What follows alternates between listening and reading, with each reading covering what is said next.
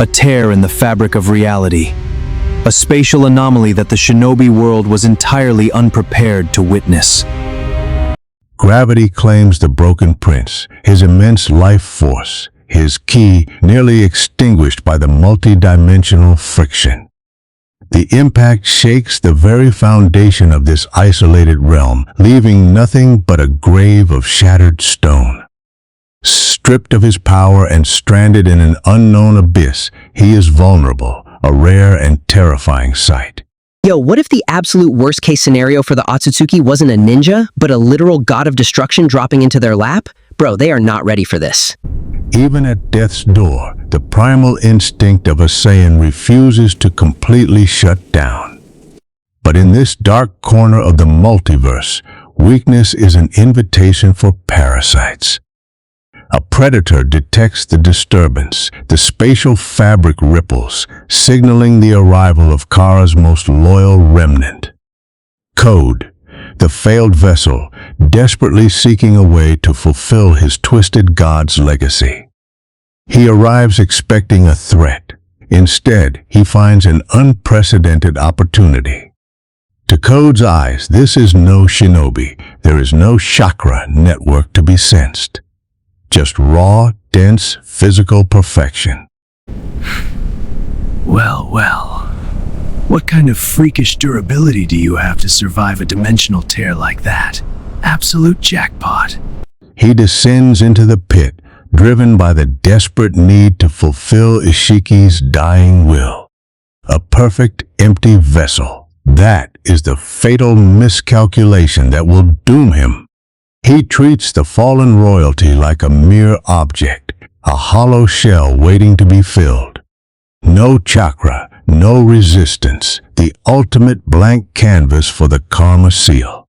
The data transfer protocol of the gods, a parasitic infection designed to overwrite the soul.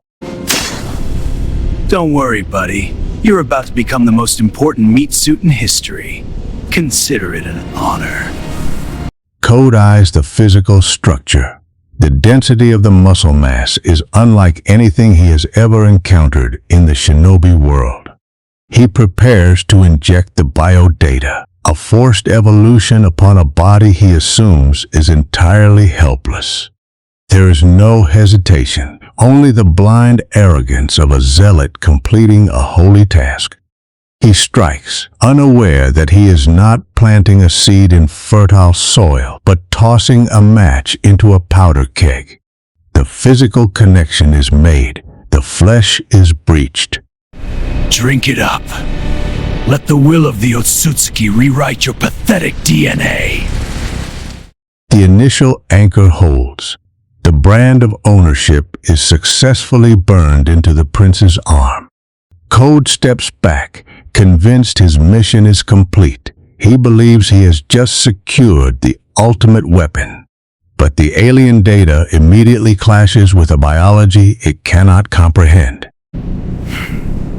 Yeah, it hurts, doesn't it? Just stop fighting it, human. Your body belongs to the gods now.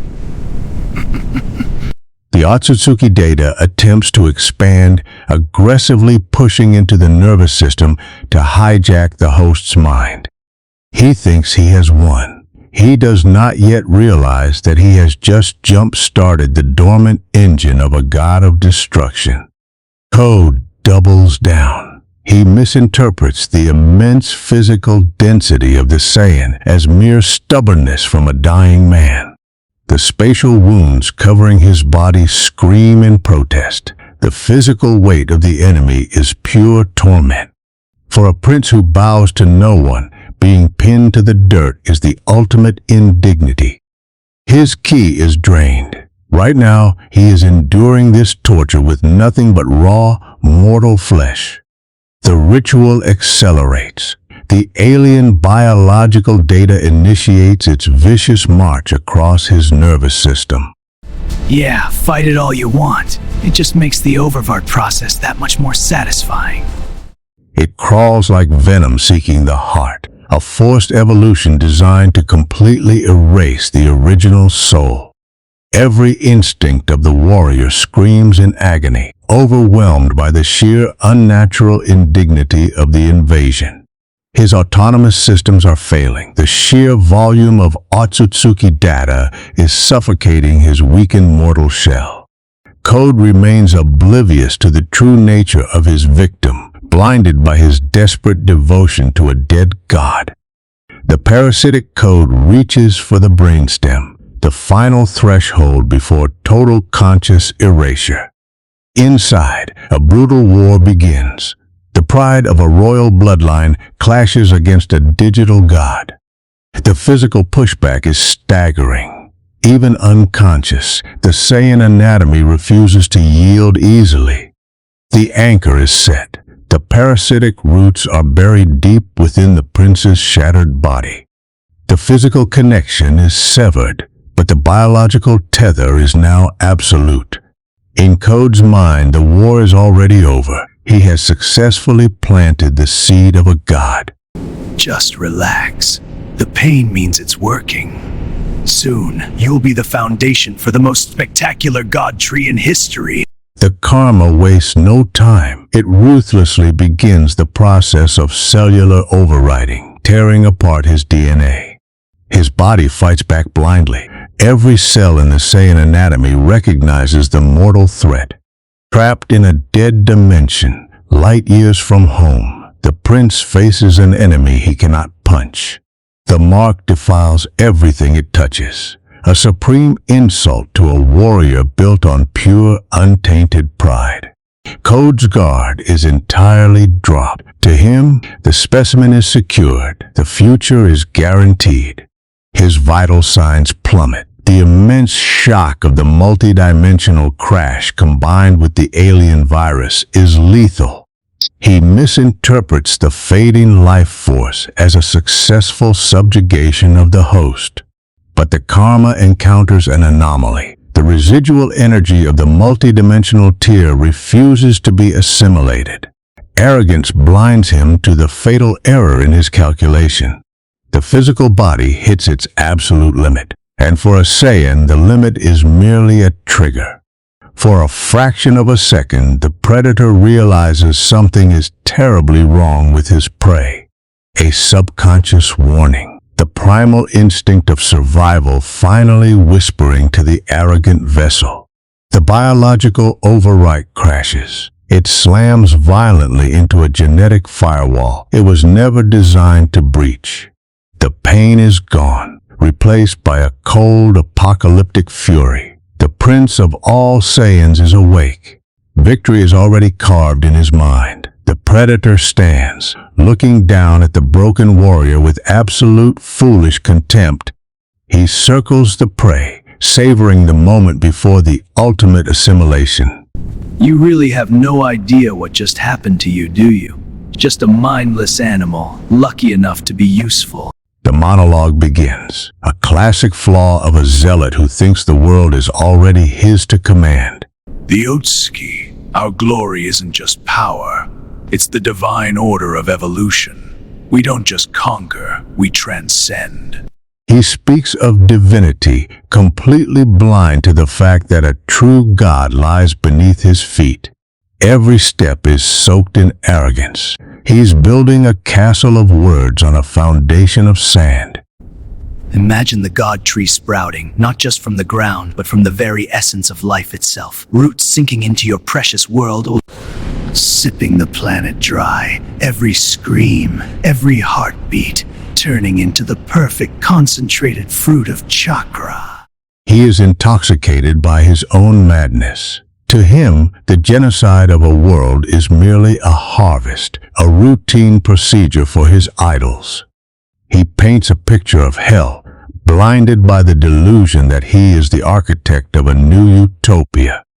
The prince sleeps on. He does not hear the pathetic threats of a scavenger. And when the fruit is finally ready, I'll be the one to ascend. Not you, not anyone else. He stands in the center of the pit, the self-proclaimed master of this dead zone. He is blinded by his own voice, trapped in the echo chamber of his own ego. The mark is hungry, but it has no idea what it has actually bitten into. It's only a matter of time now. The world will be my garden. Man, is he actually for real? This dude is literally doing the villain monologue while standing next to a Saiyan prince. This is classic getting bodied energy. Just stop talking and look down, bro. He loves the sound of his own lies. It's the only thing that keeps his insecurity at bay. Disrespect, the spark that usually ends with a planet-busting beam to the face. The beast is not dead. It is simply biding its time. His hubris is boundless. He has no concept of the hierarchy he is currently defying. Just wait. Once the tree is fully fed, I'll be the king of this entire pathetic reality. The physical limit is breached. The prince is reclaiming his body. He hears it, a tiny, insignificant sound that should have been his only warning. Something is wrong. The air pressure in the crater is shifting, becoming dangerously thick. He is preparing for a fight he doesn't understand. He realizes too late that the toy he was playing with has just snapped its chains. The Saiyan pride is waking up, and it is starving for a fight. What kind of monster are you? The harvest is canceled. The hunter has just become the prey. Think of it as the ultimate evolution. Everything, every life, every soul on this planet feeding the God tree. It's poetic, really. He is mocking the very concept of life. He doesn't know he's chanting an incantation of his own funeral. The word harvest. It's not just a term. It's a trigger. Total destruction. The necessary price for true, divine order. The trauma breaks through the seal. A memory of fire, a world burning in the wake of a tyrant's ego. The same arrogance, the same pathetic God complex. It's all coming back. The end of a race, the birth of a hatred that would burn for eternity. He remembers the smell of ozone, the heat of the fire, and the silence of the aftermath. Nothing left but dust, and the shadow of a tyrant. The nightmare is fresh. The wound is reopened. The planet that birthed the warrior race, erased by a flick of a finger. He watched his past die. He swore he would never let that happen again. The tyrant who shaped the prince's destiny. The shadow that haunted him for decades. Gone. The only home he ever knew. The phantom pain. The weight of a dead world on his shoulders. What? Why is it getting so cold? He's not looking at the scavenger. He's looking at a ghost. The environment reacts. The space itself is terrified of what's about to happen. The predator has lost his footing. The fear has finally taken hold. The armor is just a shell. The power inside is pure, unrefined rage. He rises like a vengeful titan. Code's world is about to shrink. No way. This pressure, it's impossible! The silence is the scariest part. He's not shouting, he's not charging, he's waiting. Only one sound remains. The sound of a prince coming back to claim his throne. Oh, it's going down. Do you feel that? The air in the room just got heavy. Vegeta is locked in, and Code is officially cooked. Let's see what happens. The light is dying. The darkness is taking over.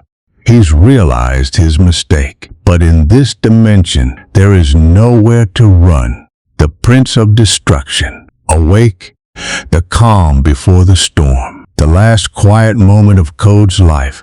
It hit something, a wall it wasn't supposed to find. The alien Code just slammed into the Saiyan pride.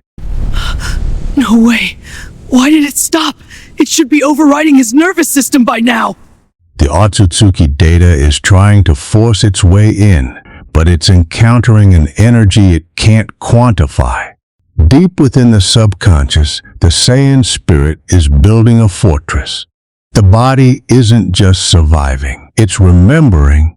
The Saiyan cells are heating up. The Zenkai effect is triggering from the stress of the infection.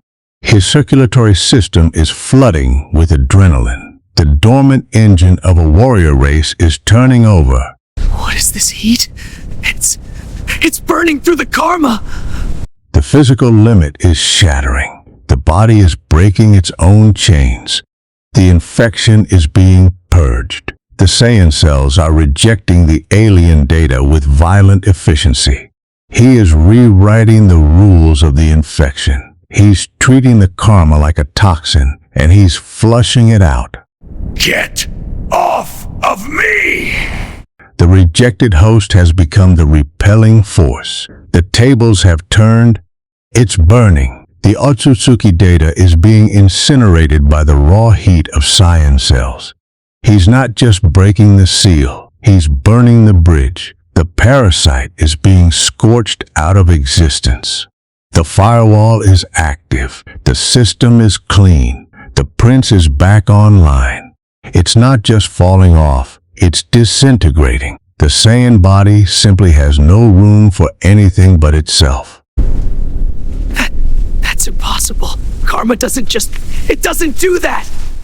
The infection is gone. The host has not just survived. He has purged the disease. He is cleaner than ever. The Saiyan prince, ready to face the trash that tried to claim him. He looks at his skin as if checking for dust. Nothing more, nothing less.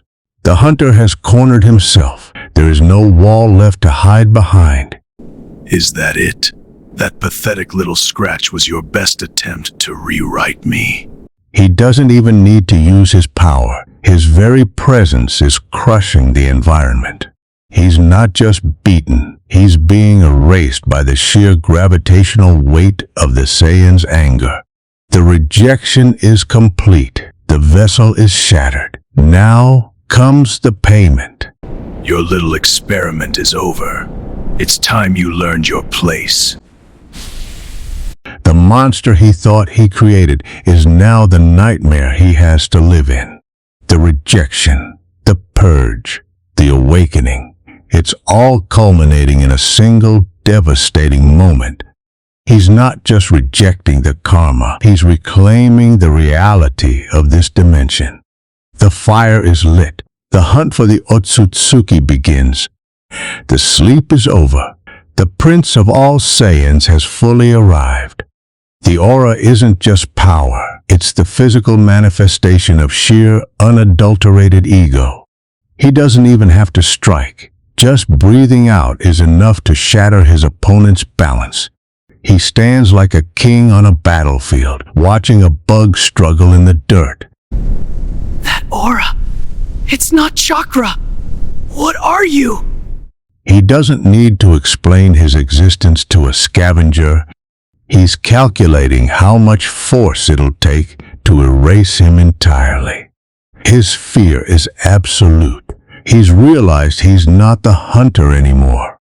He closes the distance. No dash, no flash step, just the terrifying reality of a god walking toward his execution.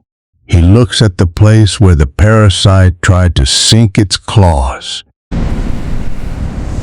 Is this where you thought you could anchor your filth? The rejection isn't just internal. It's a physical, violent expulsion. He's not fighting a ninja anymore. He's fighting a force of nature. Oh my god, he's locked in. That aura is actually insane. Vegeta is literally built different, bro. He didn't just beat the karma, he treated it like a bad joke. He doesn't need to run. He doesn't need to dodge. He simply approaches, and the world bends to his rhythm. The arrogance is gone. In its place, only the raw, cold chill of death. The gap between them isn't just physical. It's infinite. You thought you could make me a vessel? You don't even have the spine to be a servant. The realization hits him like a mountain. He has made the biggest mistake of his life. He's not just angry. He's bored by the insignificance of his foe. There's no escape from the gaze of a god. The power isn't just in him. It's leaking out, warping the reality of this dimension. You are nothing more than a parasite, and I have no patience for pests. He is the storm. He is the destruction. He is the end of the line for Kara. No more monologues, no more games. The Prince of all Saiyans has finally decided the sentence. The fear is absolute. The end is certain. One simple movement. That's all it takes for him to delete a pest. The environment can't handle his presence. Even the ground bows before his power. Please, don't. He doesn't care. He doesn't hear. There is only the end. The sentence is served. Nothing. He's gone. Just like that, the pest is purged from the dimension. The prince isn't just angry. He's calibrated for total annihilation. He's feeding the parasite exactly what it can't digest. Hakai. The bridge collapses. The data connection is being severed at the root. It's not just breaking, it's unmaking. A bridge of death. Code tried to anchor himself to the prince, but now he's anchored to his own destruction. The feedback loop is instantaneous. The parasite is about to get burned by the host. A fire of destruction doesn't burn. It erases. It unwrites the molecules from reality. Make it stop, dude! Get it off me! The dimension can't contain the collision. It's tearing at the seams, dissolving into the void. It's spreading. It doesn't stop. It's relentless, hungry, and absolutely final. He is the judge, jury, and executioner, and he's not issuing any pardons today. Instinct kicks in. He's no longer thinking about god trees or Otsutsuki evolution. He's thinking about how to keep his head attached. He's trying to cut off the supply, but the fire is already moving through his bloodstream. He needs an exit, any exit. The Prince of Destruction has left him no choice. Just a little further. Please, just let me out! He lets him run. He knows where the path leads. Survival at any cost, even if that cost is his own body. One clean stroke, he leaves his own flesh behind to escape the prince's fire. Gone, the karma, the arm, the pride, all erased by the power of destruction. He jumps into the unknown, running from a ghost he could never defeat. He leaves behind nothing but a blood-soaked pit and a nightmare he'll never forget. Silence returns. The prince stands, unmoved by the chaos he just left in his wake. He doesn't care about the pest. He cares about the world that pest came from.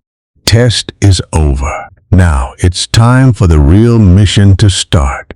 He senses the others, the ones with actual power, the ones he's going to break. The dimension has nothing left for him. He's ready to hunt. He's coming for the world of ninjas, and he's going to find out what they're made of. The Prince of Destruction, the nightmare of the Shinobi world. He's here.